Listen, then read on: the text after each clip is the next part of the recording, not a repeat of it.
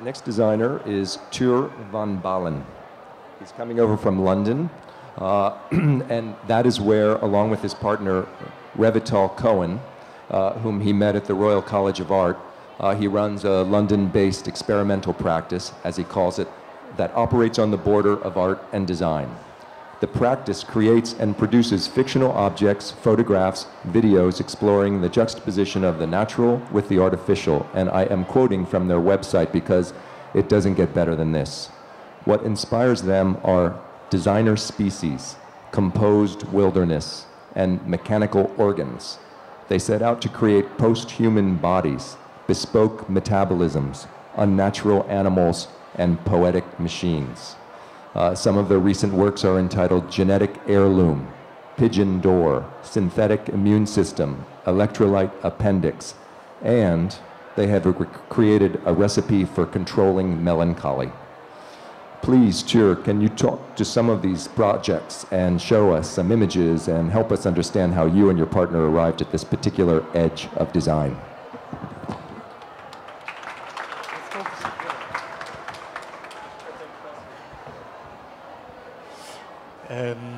Thank you, Jeffrey. It's really nice to be here. Thank you for inviting me as well. So, Tuur Van Balen is the name of our experimental practice. We call ourselves a practice because we're not quite sure if we still are designers. We have a design background, but we don't create any objects that end up in shops. We create objects for different purposes. They're fictional, they're speculative, and so we use a lot of video and photography to lure people into these scenarios and these worlds we build. This is one of the early projects we've started working on. It's called Artificial Biological Clock. We did it in 2008, and it literally is an artificial biological clock. So a lot of our work deals with technology, but we're not very interested in how technology works. Neither are we very interested in explaining people how technology works.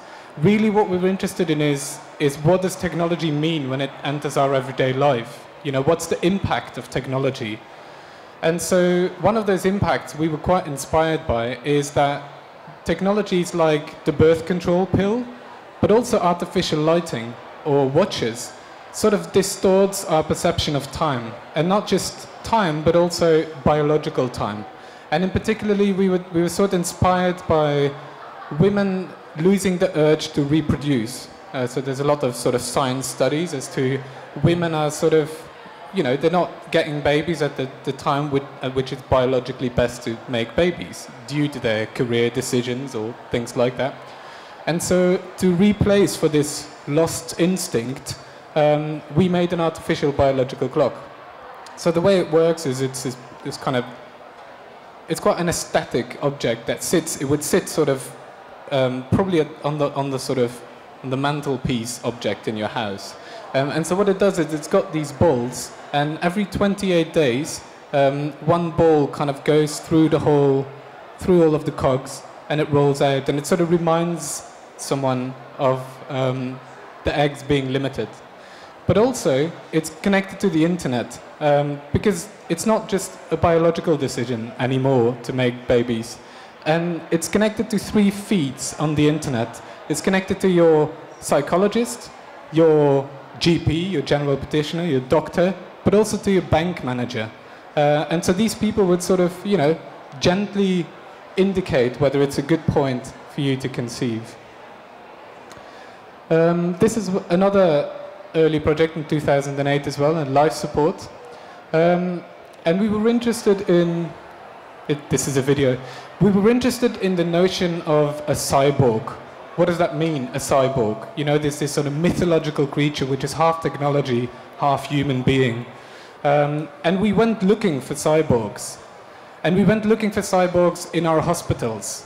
So this is a video which you can see on our website in which we interview a lot of kidney dialysis patients. These are people that for hours, probably 2 or 3 times a week, have to have their whole blood pumped out of their body into a machine that cleans the blood, and it's been pumped back into them. And we didn't ask them questions about their disease, but we asked them questions about their relationship to this machine. We asked them questions like, are you a cyborg? And it is a very complicated relationship, you know. And also we were wondering that, you know, if you're blind, how come you get this beautiful, cute dog, but if your kidneys fail, you get this horrible computer? So we kind of came up with these multiple scenarios in which, this is the first scenario, in which we used a transgenic lamb as a kidney dialysis machine. And I think I've got a diagram of how it works. There's obviously connotations between sleeping and sheep. But the way it works is, and it was based on research done by scientists who were trying to create sheep, pigs and cows with human-compatible blood. They were trying to create these animals for blood transfusion purposes. But we figured, well, why would you slaughter the animal and take its blood? Why not just keep the animal and use it as a kind of machine? So you would have a transgenic lamb made that has your blood, compatible with your blood type. And during the day, it would just kind of roam about. It would be your pet. It would urinate all the toxins. And at night, it would sleep next to you and be your dialysis machine. This is the second machine in this life support series, in which we used a disused greyhound dog as a mechanical ventilator. Greyhound dogs are being bred by the thousands. Every year in the UK, 10 to 20,000 greyhound dogs are euthanized because they're useless to the racing industry. So racing with dogs, betting on dog racing is very big. So you could actually argue that these dogs, they are products already. They're bred, you know, in packs of tens of hundreds, perhaps, for racing purposes. You could actually say they're designed products to race. And in our scenario, again, instead of euthanizing these dogs after their racing career, they would be retrained by the National Health Service to become a life support machine. So it's a fully external harness that pumps air into your lungs from the greyhound lungs. It's the dog with the biggest lung volume. And the treadmill you see in the photograph, that's the interface. Because what if an animal is part of a machine? How does the interface work? How do you switch it on? How do you switch it off? How do you turn it up? So the way it works here is there's a little button at the back of this treadmill, and when you press it, the rabbit moves. And the dog's being trained to follow a rabbit, so he runs faster and pumps more air into your lungs. So when we talk about unnatural animals, it's not a coincidence that for these two scenarios we chose lambs and greyhound dogs. You know, two animals that in essence are products already. The lamb we used for our photo shoot was slaughtered a few weeks after to eat. And these greyhound dogs, also the one we used for our photo shoot, was a retired dog from the racing tracks. Please interrupt me if you have questions, okay? No, you keep going. Okay. I have all sorts of thoughts that I want to try and get your comments on after you've finished a few more. Perfect. This project's called Pigeon d'Or, and we did in 2010 is when it started. Again, this is a video, so I'll bring up this image. Basically what we did is we worked with scientists, and in particularly people doing synthetic biology, to make a bacteria that can make a pigeon shit soap. So that sounds pretty simple, but it turned out to be pretty difficult. I'll explain you a little bit. This is roughly what a bacteria look like. Synthetic biology, I won't explain you how it works exactly, but it's a sort of upcoming science which we're quite excited about. Not necessarily because of what it can do, but mostly because it has this potential to be very open and accessible. Synthetic biology is also bringing about a big culture of biohacking. So this means a lot of amateurs, different people, not just scientists engaging with this. And what they do is they reprogram bacteria by rewriting the DNA of the bacteria to add functions to that bacteria. So a bacteria roughly looks like this, and that big sort of spaghetti in the middle, that's its DNA. A bacteria, in essence, is a little chemical factory. You know, it's got loads of olfactory potential, because most of them stink. And if you could, you know, for example, talking about olfactory, one of the things early undergraduate students have done is reprogramming these bacteria to smell like mint or bananas, just by rewriting the DNA code. So what we've done is we rewrote this bacteria to produce lipase, a sort of biological soap. We wanted to make a biological soap so the bacteria can live inside the pigeon, and then the pigeon would sort of, you know, in its gut would metabolize, it would produce soap and shit soap. To do this, we actually had to collaborate with quite a few scientists, and we had to add to this particular the registry of standard biological parts. So this is a big sort of database of biological parts, which in essence are like bits of DNA code you can use. And we were hoping that we could use from this kind of, you know, existing Lego box to make our bacteria, but we couldn't. So we had to go further than that and create a specific part. And then we thought it'd be funny to then add that part into this registry. So there's this big database which is openly accessible, but mostly used by scientists. But one of these parts is created by us, which we're quite proud of. So that's in essence, the DNA code of that bacteria. It's literally just a 800 times ATC and G. You can compare it to 1 and 0. It's literally almost like computer coding. But we weren't just interested in the technology. Again, this is a video. You should really go to our website and have a look at these videos, because we spend a lot of time with pigeon fanciers. Pigeon fanciers are mostly middle-aged men that keep pigeons for racing purposes. I know, for example, in the States, I'm not sure how big it is, but I know Mike Tyson is a pigeon fancier. The Queen of England is a pigeon fancier.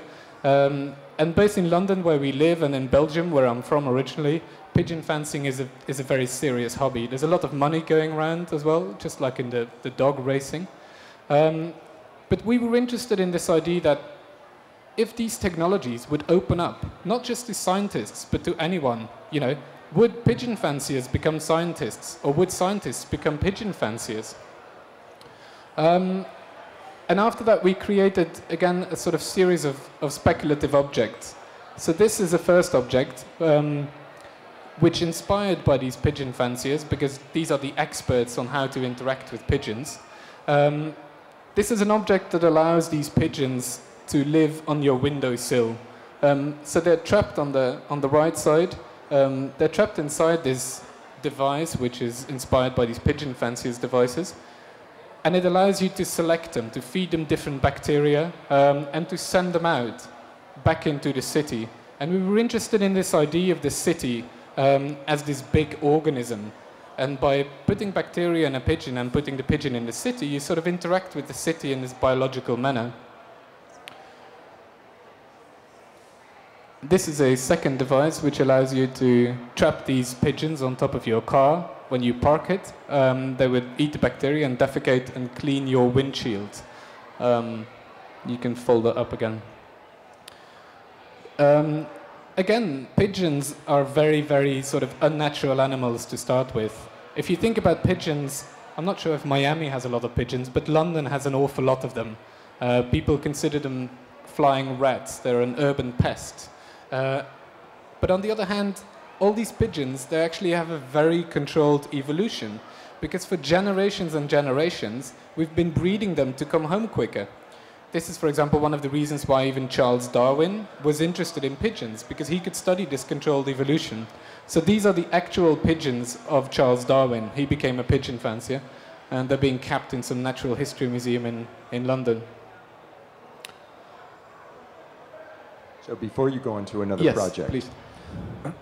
What I'm getting is that you are addressing the technological Armageddon of 2012 and beyond, and your idea is to reintroduce or make an intervention between biological and natural factors to kind of vision our way forward.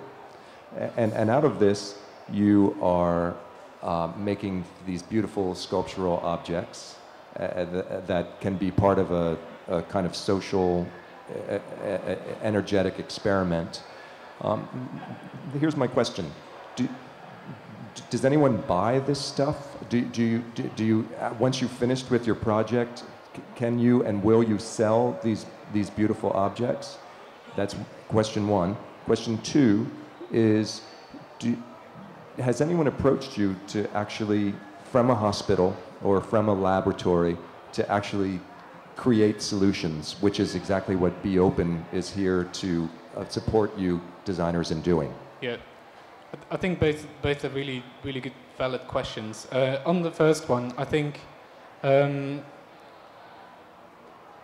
design, we create these objects because design proves a very powerful way to engaging a lot of people with the possible implications of technologies. So we're not interested in predicting the future.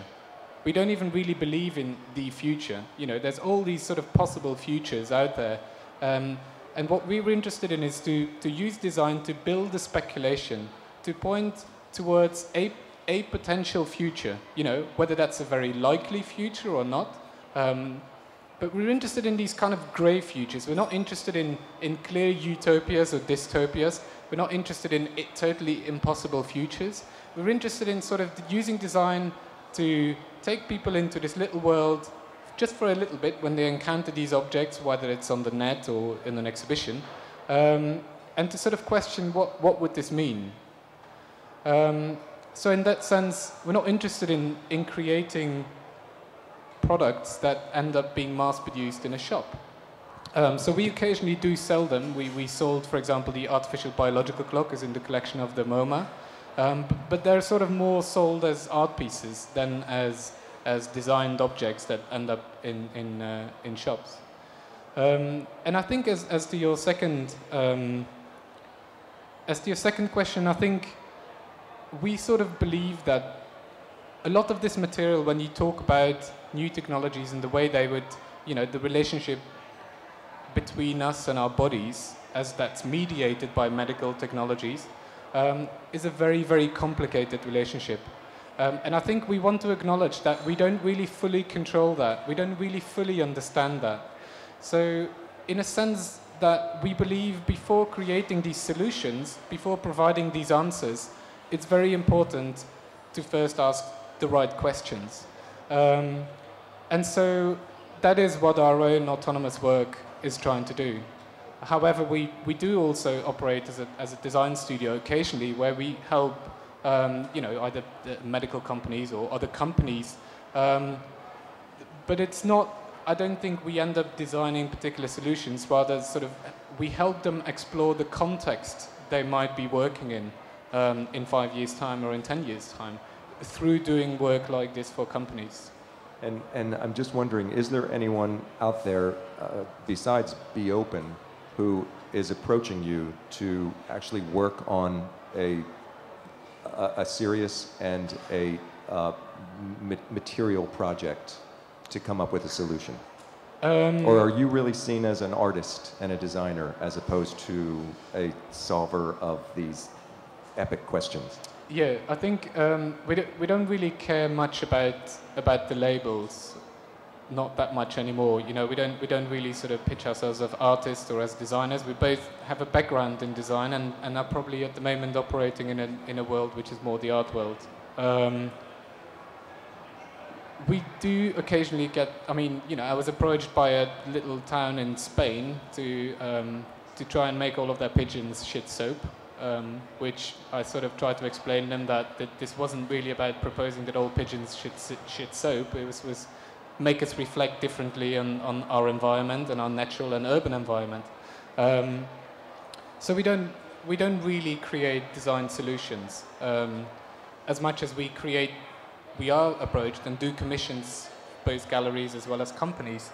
So we do work like this occasionally for companies as well. So if you could run through a few more of your slides. We're running out of time, yep. But please give us a little bit of a tour. I'll do this one very quickly. It's got a lot of video, so again, you'll have to look on the website, but it's one that's particularly about eating, so perhaps relevant in this audience.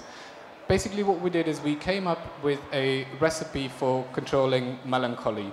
And so what we did is we presented synthetic biology and this kind of new biotechnology, and we presented it as cooking. You know, if I see these scientists do these things, to me, it makes a lot more sense if I think about cooking. They're following a recipe to come up with some result, and it's kind of, they don't fully understand it. There's a bit of chemistry and biology involved. So the way our recipe works, it was inspired by Hippocrates and his theory of the four humours, in which he said that we were all these walking sacks of four fluids, and all of these fluids were linked to a particular emotional state. So we were particularly interested in those four fluids are yellow bile, blood, phlegm, and black bile. And we were really interested in black bile because we now know, contemporary science knows, that there is no such thing as black bile in our body. And he linked black bile to melancholy. It's the literal translation from Greek.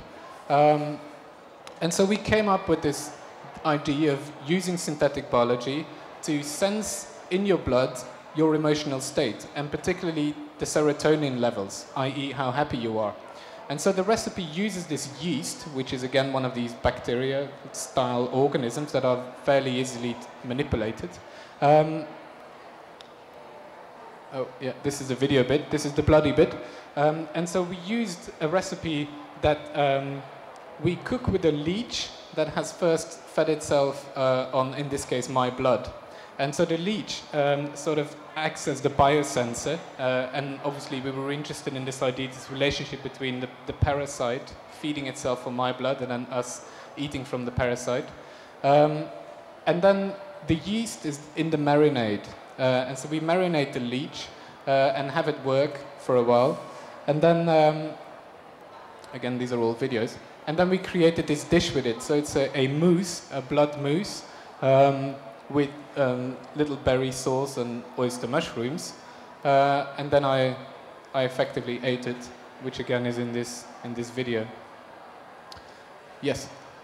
Tuur, I'm not sure I'm going to come to your house for dinner, but if I have to go into the hospital, I'm going to call you. Okay. Thank you so much. Thank you very much.